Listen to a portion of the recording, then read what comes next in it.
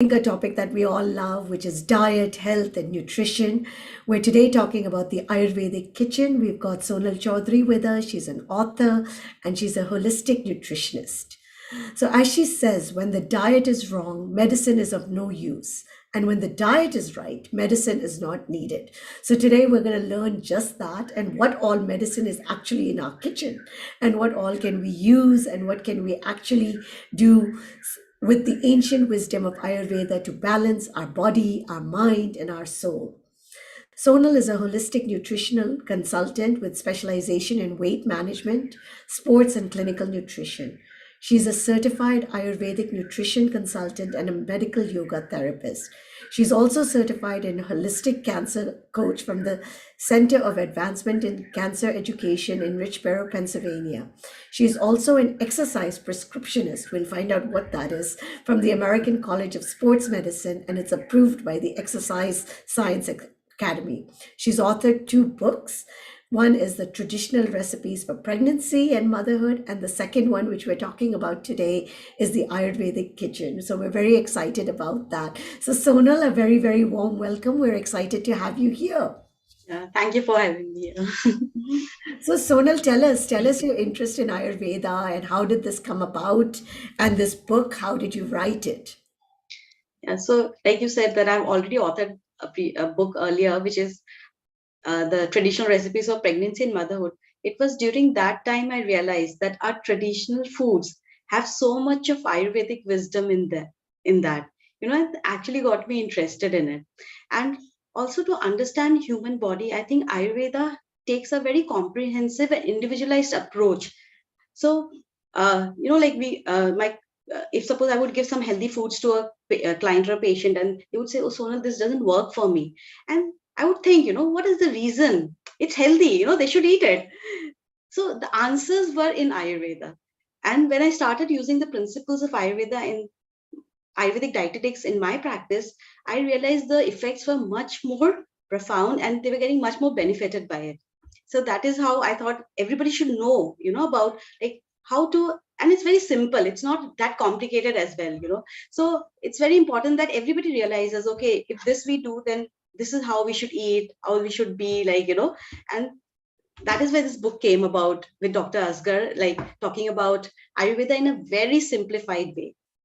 Now, when we think about Ayurveda, of course, and you talk about the Ayurvedic kitchen, so is everything available really in our kitchen, as your quote says? If we're eating correctly, we don't need medicine. See, I'll tell you, our kitchen is our clinic. So it is actually like that. And our grandmoms and all, they have used all these home remedies, which are so still popular, and we use it, for cold, cough, like for your sore throat. Something in your kitchen might only work for you. But because now that COVID fear has become so much, people start popping antibiotics immediately, if they get a little bit of cold and all. So if we are in sync with nature and if we understand the principles of eating well, so I think then you can really do away with a lot of diseases, and your kitchen can become your clinic. So that is the whole point of Ayurvedic kitchen, make it like a clinic where you treat yourself very easily. So please do tell us the names of both of your books. I think Arpita is also asking that because you're also a specialist in pregnancy and in motherhood. So is Ayurveda also applicable there? Is it applicable to all phases of a woman's life? Yes, so of course, the first book name is Traditional Recipes for Pregnancy and Motherhood. And my second book is Ayurvedic Kitchen. So I can show it here. So this is these are two books that I've written. And obviously, Ayurveda is applicable so much. So when I discuss more about the book or the principles, it will make so much sense to you. So how we can use in every phase of a life, Ayurveda per se. Okay, Sonal, over to you. I know people are going to have lots and lots of questions. So, guys, we have kept quite a good time with Sonal for questions. So, please do put in your questions. I'm going to try to line them up as much as I can. And at that time, Sonal will tell us a little bit about what our kitchen can do for us, give us some tips and some hacks. Sure. So I would like to start with a presentation. So I'd like to Sure. share my screen.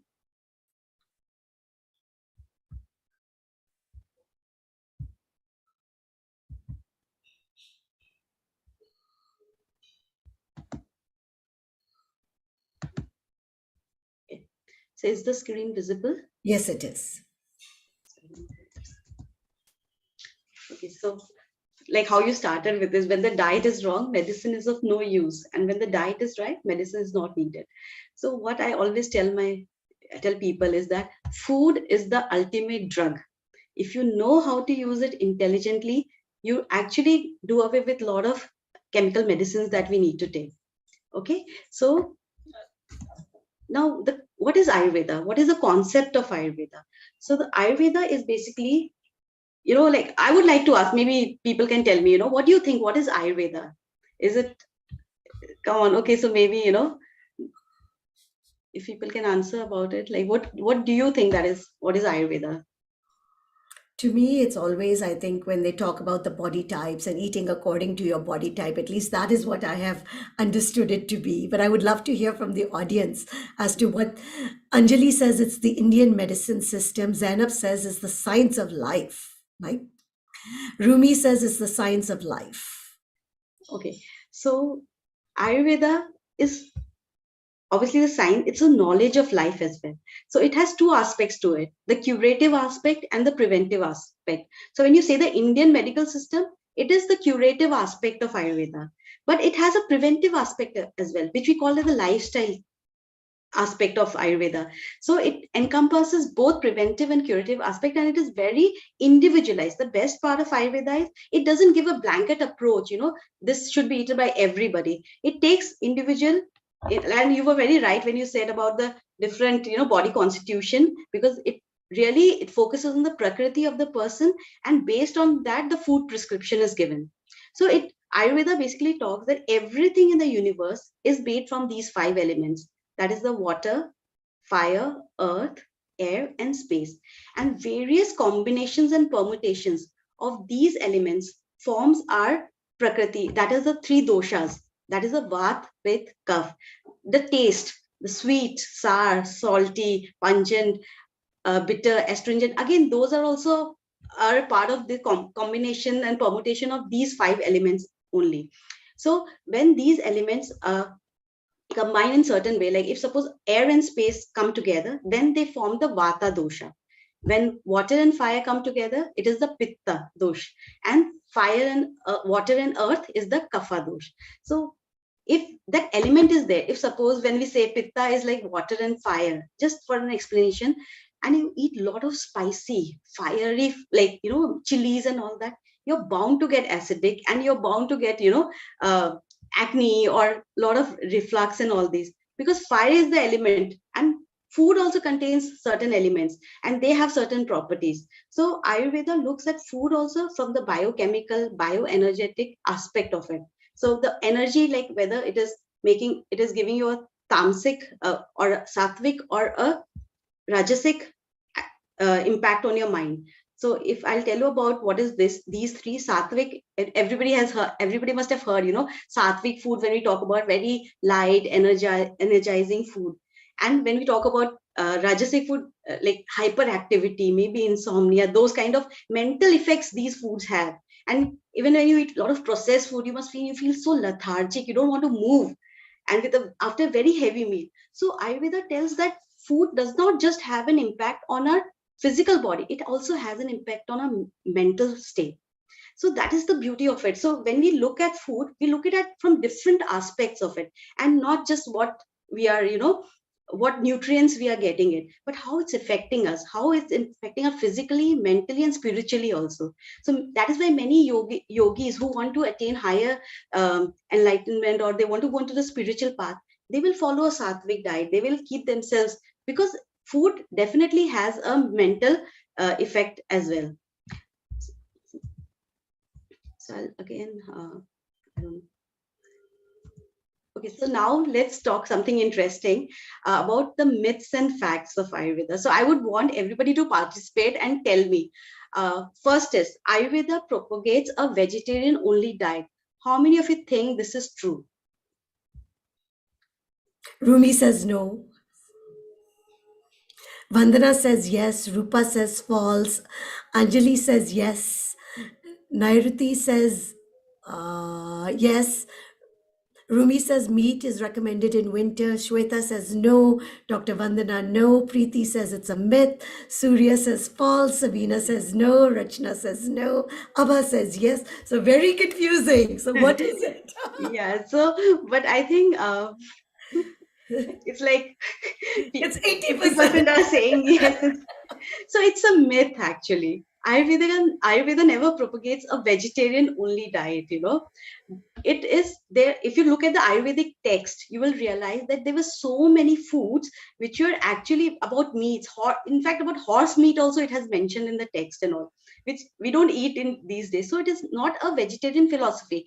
But at the same time, it says that having a vegetarian diet, because the assimilation of the vegetarian food is easier for the body, so in certain conditions you should be eating vegetarian food, but it never says no non-veg and no like eggs or anything. So it's a myth actually. So clap, clap to all those people that, were like knowing this.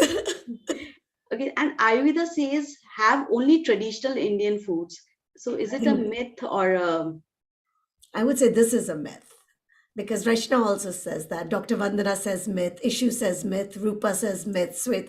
I think everybody says this is a myth. yeah. So I don't have to tell that, and that is why my book has so many recipes which has global ingredients in it, just so that, because today with globalization we all want to eat everything that is available, we want to try new cuisines and everything. So if you know the principles of the food, then you don't have to worry, whether, because there are a lot of foods that have not been mentioned in Ayurveda, which were not there at that time in the Ayurvedic texts. So based on those principles of Ayurveda, we decide, okay, this food is good, or like how it will have an impact on the body, whether on Vat, Pitta, Kapha and all. So it's not that you have to only eat traditional foods. Okay, So and Siddharth third is one, asking, yeah, what is a myth? So myth is something that we generally understand not to be true, but it is in general popular culture or something that we think. So is it a fact or is it a myth? Go ahead. okay, banana milkshake. Okay. Banana milkshake is very healthy. So how many of you think that? Absolutely, because that's what all of our traders tell us to have banana and milk. But Preeti says false, Rupa says not healthy, Lata says no, Vandana says for some, Kalpana says no, Nikhil says yes, Rashna says totally no, Rumi says banana shake is Virudha Ahar. No, no, no. Purvi says yes. Rajana says the combination is not healthy. And Surya says no. Yes, so we people who know about Ayurveda have written it's a Viruddha. So it's an incompatible food. And actually we, because fruits and milk is in Ayurveda, according to Ayurveda, it's said to be a bad combination, because fruits they get digested very easily and milk takes more time to digest. So banana milkshake is absolutely not recommended in Ayurveda. So Now, I'm any going food to ask with, you this question because this whole fad of smoothies and yes. yeah, so tell us about that because that's supposed to be, especially these yogurts with fruits and stuff. It's like a big, big Yes. If you fad go right by the now. Ayurvedic principles, eating vegetables and fruits are totally incompatible again. Eating sweet and sour foods are again incompatible, because they affect the tissue metabolism of the body according to Ayurveda, because they digest, the way they digest in the body is in a different way. So it is always recommended to have your fruit in a separate way and not with your meals. And many of them I've seen, they eat their fruits after their food, like after their dinner they will want to have some fruit. Again, that creates fermentation in the stomach. So you should always have your fruit alone, like maybe before 1 hour before your meal, because fruits they approximately take 30 minutes to digest, so that is okay. And the nutrients will not get absorbed if you are eating fruits with starches, like a lot of salad they have potato plus some fruits are added and all that. So these all are incompatible food combinations according to Ayurveda. And you need to listen to your body. That is the body will tell you, it will give you the cue. Does it really work for you? Because if you eat just food as a whole, even fruit juices, people they take fruit juices, but it is absolutely not indicated, because fruit juices, unless until you are in a debilitated state or you are you have some kind of health issue and all that, then you can obviously, people who are sick and all, we give them little bit of juices. But otherwise, for a healthy individual, you miss on the fiber content, and secondly, it gives you an insulin spike. So that is something that needs to be avoided. So fruit juices again is not a good idea to have. You can have vegetable juices if you like. So fruit with sour fruit with sweet fruits, fruits with milk, fruits with vegetables. These needs to be stopped. So I think yogurt and adding fruit to your smoothie is not a great idea. These are okay. If your digestive fire is so good that you can get away with anything, some people can do that. But at the molecular level, it really hampers your digestive So, system. Sonal, couple of questions that are coming in that we will take right now. So, all fruits also, Divya is asking, cannot be consumed together. I didn't get the question. All fruits means Even all fruits can't be consumed together. So, can you sweet eat fruits it? you can consume in combination. Sweets you can, but Yeah, not sweet fruits. So if you're planning to consume a orange and a banana, that's not a good idea because it's a sour citrus fruit. So if it's citrus and sweet combination is not a good thing. But if you want to consume a little bit of raisins or like grapes with, sweet grapes with banana, it's fine. So sweet fruits you can combine, but not if combining a banana with again with a or any other fruit, like suppose citrus fruit, orange with a pomegranate is not a good idea. Custards are not good.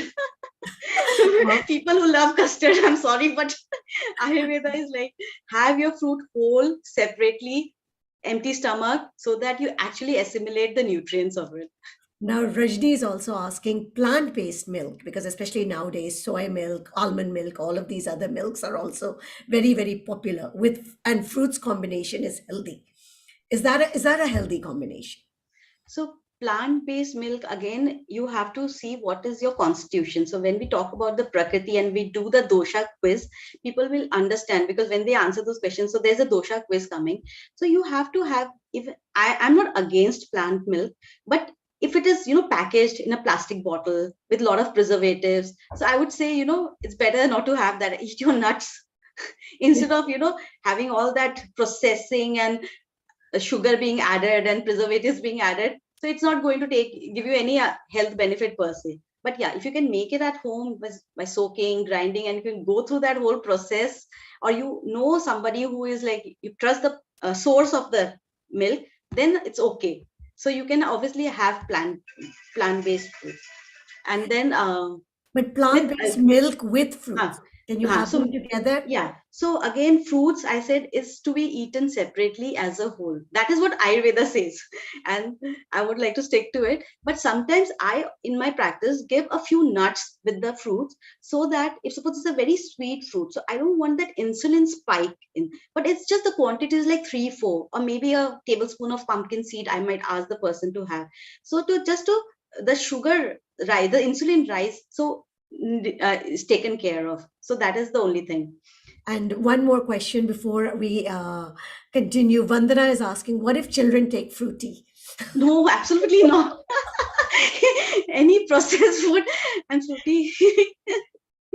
Please, I know this is a convenient foods, but they really are very harmful. They are just empty calories, and there are a lot of preservatives, and children today are going through with a lot of allergies and all that because of all these preservatives. How if you make an orange juice at home and you keep it within half an hour, 1 night, it won't stay. So how can in a bottle it can stay for months and months going together? So they add those things and they add colors, they add additives, which are very harmful.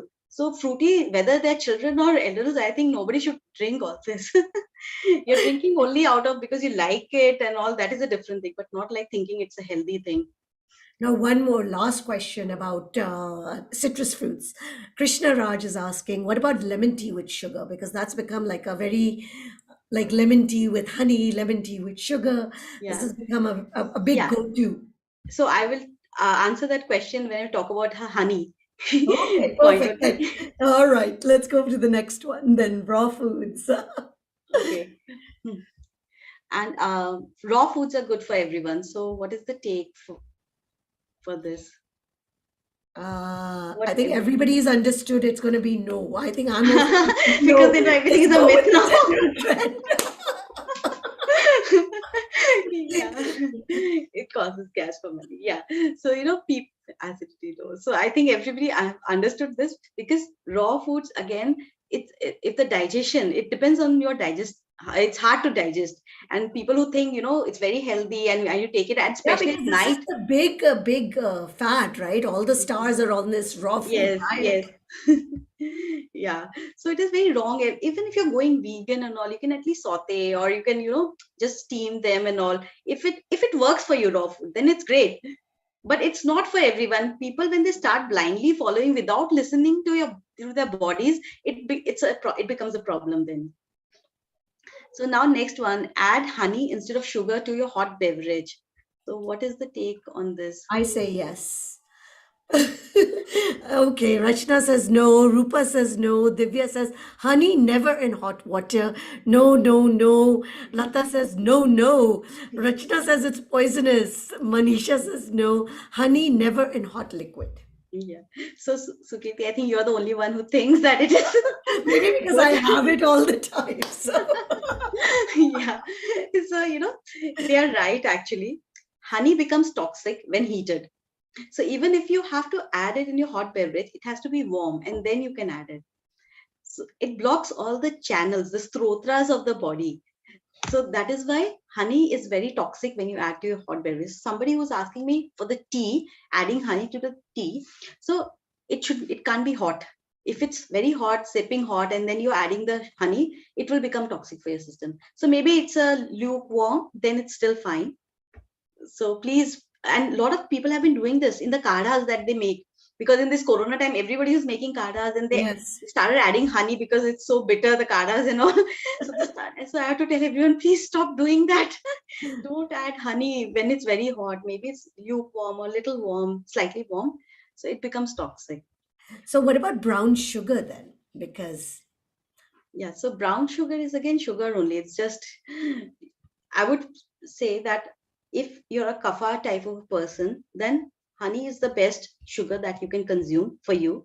Again, the quantity has to be very restricted. And if you're a pitta person, then rock sugar works well. And if you're a vata person, then maple syrup and all those also work well. But what happens with processed sugar? They are toxic for the system, whether it's brown or white. So I'm not really a fan of this processed sugar, but jaggery is good. Honey is good. If you want to add sweetness, maybe you can add some dates to your dates puree and all. So those are options you should explore, and not go for the very highly processed. Stevia is also fine if you get the leaves and you can boil it and then take the sweetness out of it. But how not about like jaggery in hot water? jaggery is fine. In You hot can water. add. Okay, great. Yeah. It's only honey that becomes toxic.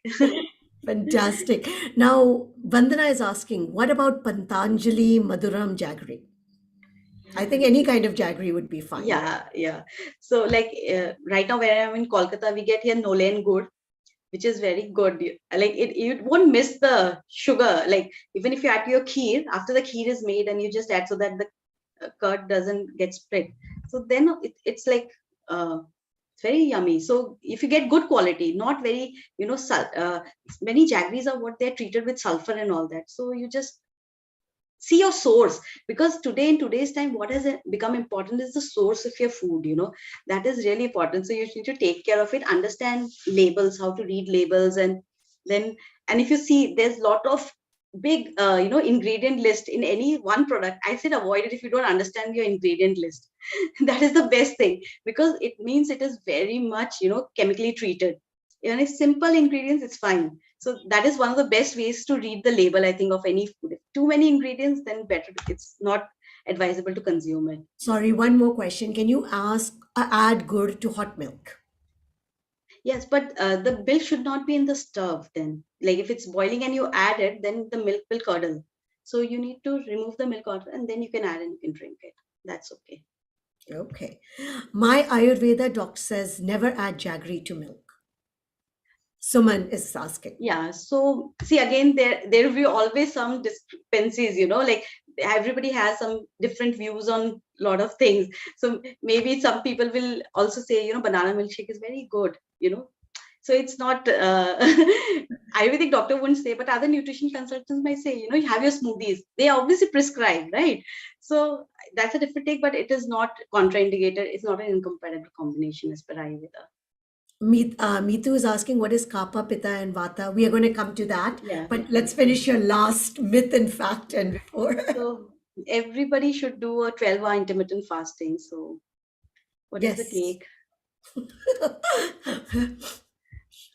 What Rumi says no, Rachna says not recommended, Nairuti says no, Anjali says depends, Kavya says yes, Rupa says agree, Shweta says yes, Neelam says yes, Ishu says I guess it's less, Priti says not really, Divya says listen to your body, Kalpana says no, based on your body type. Yeah, so it's again a mixed kind of a response that we've got. So yes, it is true. Those who have said that this is not meant for everybody, because why we fast? According to Ayurveda says fasting is the best way to for detoxification, to reduce that oxidative stress, to improve your insulin resistance.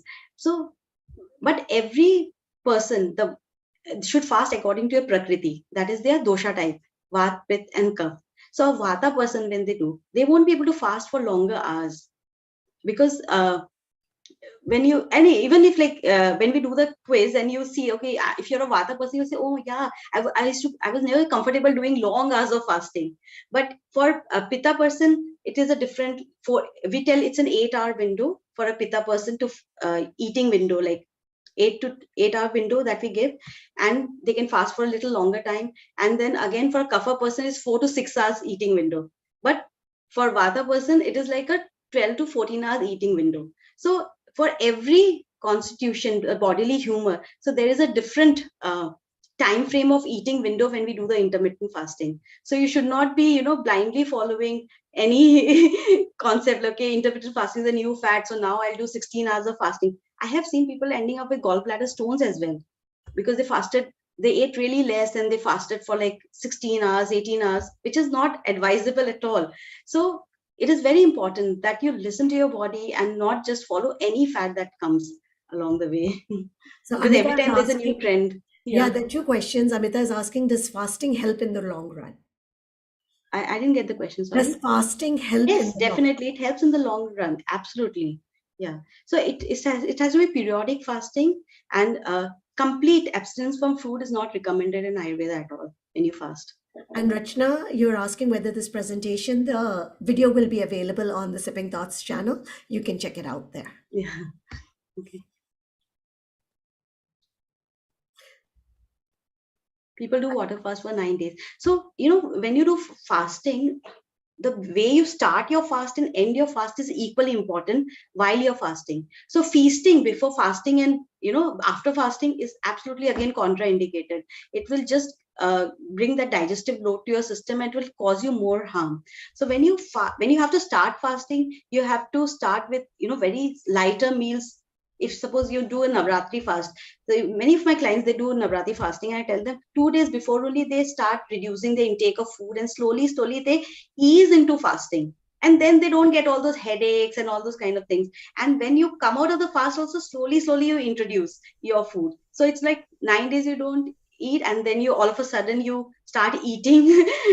So that is very harmful, and you'll get your digestive fire will get very dampened. And also for the water fast is also okay, but dry totally no fasting for 9 days, though some in Jain culture and some religious community they do it, but then you have to be very careful. It has to be done under supervision with people who have done, because your digestive fire, that is your digestion, that is very important aspect of Ayurveda, and that should not be hampered because of this. So personally, I don't really ask people to complete abstinence for food, water fasting, taking some light, juices or some fruit and all, and they detoxify really well with it.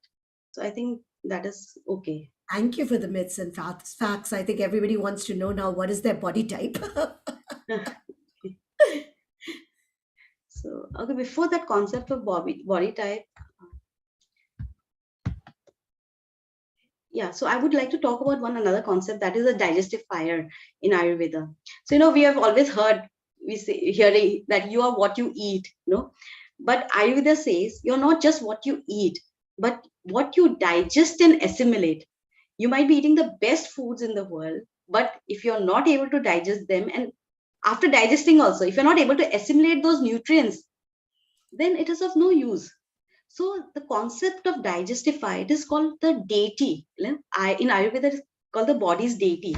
So if your digestive fire is optimum, it is, you can get away with anything, you're eating anything. But if it is not, it is slow, erratic, then you end up with a lot of diseases as well. So what are the things that we need to do to improve our digestive fire? So first of all, like there are few, how we eat also makes a lot of difference. Now we know that there's a lot of talk about mindful eating and all. So eating with consciousness, chewing your food properly, so that your brain gets those signals to your gut that okay, food is coming, and you feel that satiety hormones and all. So the digestive fire is not dampened then. And drinking water immediately after your meal is totally, it is really bad for your system, because again the digestive fire is dampened because of it. And that even in digestive enzymes, like how we talk in nutrition science, we say that digestive enzymes are diluted if you drink a lot of water. Taking sips of water is absolutely fine. Before your meal, if you can have a piece of ginger, just so that will again ignite the fire, like it will help in digestion. And there's a recipe in my book which is the digestive aid, which has all the six rasas, and taking even that before your meals really help improve your digestion. And buttermilk, freshly made buttermilk, not like very old or stale food. Like, so if you take buttermilk with your during your lunch time, again that will help in improving your digestive fire. So if these small changes, not drinking too much water, little bit of buttermilk along with your meals, adding ginger or the digestive aid if you want, eating consciously, mindfully, chewing your food properly, having your portion in control, these all go a long way to keep your digestive fire in place. And with women, what happens after a certain age of, like, when we before menopause, I say, what happens, if you see, like mostly our pitta gets disturbed in the body, so the digestion is affected. And after menopause, they start having aches and pains in various parts of the body. So we think that it's like what deficiencies ho gaya hai, minerals ka and vitamins ka and all that. Okay, that can be, but why it is there? Because you're not able to assimilate those nutrients, so you were not able to do that. So taking care of the digestive fire is very important, so that in later stages of life also, you're not uh, uh, you don't end up with a lot of aches and pains as well, and other diseases. Now, what is the right time to drink water? How long after a meal should you have it? Yeah, so you can drink water after half an hour, 45 minutes of your meal. And morning, I always suggest have a glass of water, with maybe add maybe a herbal tea, or adding lemon to your water a little bit with some spices according to your constitution. And you just, so that your body, when you're just dehydrated after a long night's sleep, it is uh, it's able to hydrate itself well, and also detoxify, flush out the toxins from your system. So drinking And, water early morning is really suggestive, and after half an hour, 45 minutes of your meal is okay. and how about curd instead of buttermilk? Yeah, so buttermilk, curd is heavier to digest. So it will not really, improve your digestive fire. You can have curd, that is fine. But buttermilk is when all the fat has been removed, only the charge that we say, only the milk, whey which is remaining. So that is very cooling for the system, and really helps in that. So curd, if you are taking, you take a little bit of it. It's good in probiotics, so there's no doubt you can include it in your meal. But the buttermilk is, if you want to have your curd with your meal, then have the buttermilk maybe in mid morning or somewhere that time. Divya is asking, is it okay to drink lemon in warm water first thing in the morning, or is it an overrated concept? No, no, it's absolutely good because you're alkalizing your system. So it's a good practice. All It's right. not We have overrated. lots of questions coming in, so we'll let you get to the next part of the slide. Otherwise, we'll never get through all your tips. Okay. So now we'll take a dosha quiz. So I would suggest everybody take a paper and pencil, because only then you will be able to uh, do it. Do we have the time for it? Because it's going to take some time actually to do the quiz. How long will it take? I think we can. I think people are curious about this. So, Yeah. So, it's actually this quiz in my book, but I thought, why not the audience take it here and then they can understand, what I'm talking about. absolutely, absolutely. Yeah. Please do. Let's So, try to do it fast. So, yeah. guys, we will not take a lot of questions. We'll try to take the quiz. And once you all figure out what is your dosha, then we'll come back to the questions. Yeah. So, in the quiz, so there are three points that you have to give when whatever. Suppose you have always been, you under stress, you tend to worry and become anxious. So if that is not at all with you, you'll give yourself 1 point. But somewhat it happens, then you give 2 points. And if it is like very much with you, then you give 3 points. So for every sentence, every point, so you have to rate yourself 1, 2, 3. And for every section, please make 3 columns. Section group A, B, C, and you write the points and we'll total it, and then you will know what is your dosha. Okay, so can we start? Yes, please. So, okay, so everybody please have a paper and pen and start with group A. So the first point is you have always been able to grasp things in memory smoothly and quickly, but don't retain them for long. So just if it is true, then it's very much true, then 3. If it's somewhat, then 2. If it's not at all, then it's 1. So second, under stress, you tend to worry and become anxious.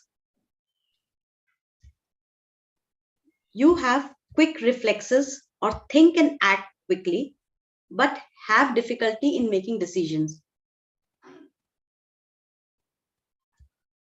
You have low tolerance for cold weather. You are thin and rarely gain weight. Your meal and sleep schedules tends to vary from day to day. Your mood changes easily and tends to be sensitive and somewhat emotional. So, a very moody person. You speak quickly and are a lively communicator, but you can change topics easily. Actually, I'm not able to. And have a lot to say. Yeah. You usually have cold hands and feet. Your hair is dry with split ends. You tend to have difficulty in falling asleep, but awake easily. Your digestion is sporadic with frequent gas or bloating. You eat quickly and often finish your meals before others at the table.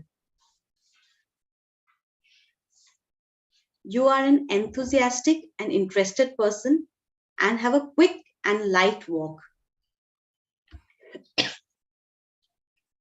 You have an active, imaginative mind and a tendency towards restlessness.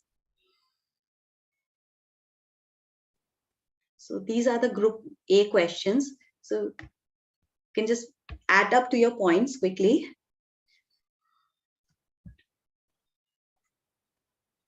So, Krishna Raj Iyer says 29. What does that mean? Okay, so I'll tell at the end of when we finish the quiz. Okay. So 32. so I think, can we go to Yeah, group yeah, B? please. And, Yeah. yeah. So group B is so it's another column. So please don't add to the group A all the points. So it's a different column that you need to add to. You become difficult to deal with when under pressure. You are strong-willed. You're a perfectionist, organized, efficient, and pay close attention to detail. You're a critical thinker and a good debater. You tend towards anger and irritability, even though you may not always show it, I think.